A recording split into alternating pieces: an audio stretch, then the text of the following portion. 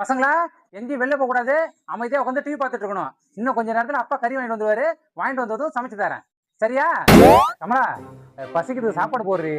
என்னையா கடைக்கு போயிட்டு வெறுங்கையை வச்சுட்டு வர? டீயை மட்டும் குடிச்சிட்டு வந்துட்டியா? பிள்ளைங்க லீவ்ல தானே இருக்காங்க. ஏதாவது கறிமீன் எடுத்துட்டு வரது? மறந்துட்டேம்மா. சாப்பாடு போடு, சாப்பிட்டு போறேன்.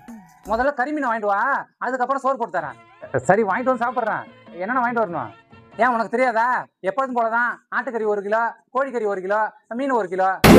அண்ணா, 1 கிலோ ஆட்டுக்கறி தாங்கண்ணே. ஆட்டுக்கறி சுத்தமா இல்லைண்ணே.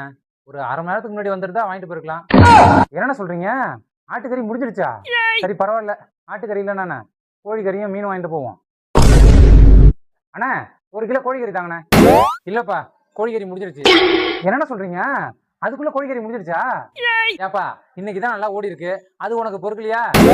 அண்ணா, நான் தப்பான எண்ணத்துல சொன்னேனே. எனக்கு கிடைக்காம போச்சுல, அதனால சொன்னேனே. சரி, பரவாயில்ல. நான் மீன் வாங்கிட்டு போறேன். அக்கா, 2 கிலோ மீன் கொடுக்கா. மீன் சுத்தமா இல்லப்பா, இப்பதான்ப்பா முடிஞ்சது. ஒரு 10 நிமிஷத்துக்கு முன்னாடி வந்துடக்கூடாதா? மீன் முடிஞ்சதுக்கு அப்புறம் வர. நாளைக்கு வா, மீன் வாங்கிக்கலாம். இது என்னடா எனக்கு வந்த சோதனை? சரி, எதுவுமே இல்லைன்னு கால் பண்ணி சொல்லிட்டுவோம். கமலா, கோழிக்கறி இல்ல, ஆட்டுக்கறி இல்ல, மீன் இல்ல. இப்ப என்ன பண்றது? கறி மீன் இல்லையா? அப்போ மாயிரம் போயிட்டு வாங்கிட்டு வாங்க. விடமாட்டா போலயே. சரி, வாங்கிட்டு வரேன், வை.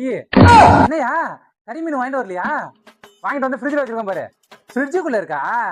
சரியா, நான் எடுத்துக்கிறேன். இரியா, நான் போய் சாப்பாடு போட்டு எடுத்து வரேன். ரொம்ப நேரமா பசியோட இருக்கிறேன். பசங்க வேற லீவ்ல இருக்காங்க. கறி மீன் வாங்கிட்டு போவோம்.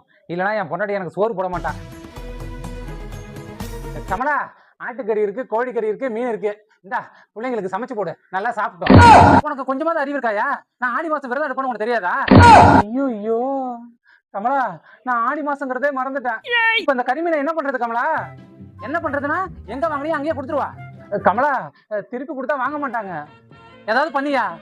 ஆட்டுக்கறி, கோழிக்கறி, மீனை 1250 ரூபாய்க்கு வாங்கியிருக்கேன். 250 ரூபாய் டிஸ்கவுண்ட். நீங்க 1000 ரூபாய் கொடுத்தா போதும். ஆட்டுக்கறி, கோழிக்கறி, மீனை 1000 ரூபாய் கொடுக்க முடியாது.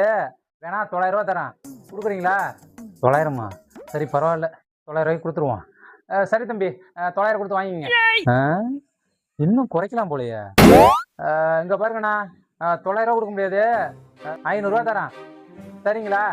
நீ வாங்கவே வேணாம், கடையில போய் வாங்கிக்க. நான் கடையிலே போய் வாங்கிக்கிறேன். ஆட்டுக்கறி, கோழிக்கறி, மீனை. அண்ணா, எதுக்கு வந்திருக்க? நான் தான் 500 ரூபாய்க்கு கொடுக்க முடியாது சொல்லிட்டேன்ல.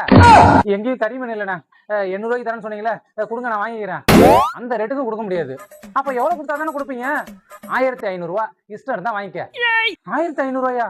என்னண்ணா, 1250 ரூபாய்க்கு வாங்கிட்டு 1500 ரூபாய் கேக்குறீங்க? இப்போ உனக்கு வேணுமா வேணாமா?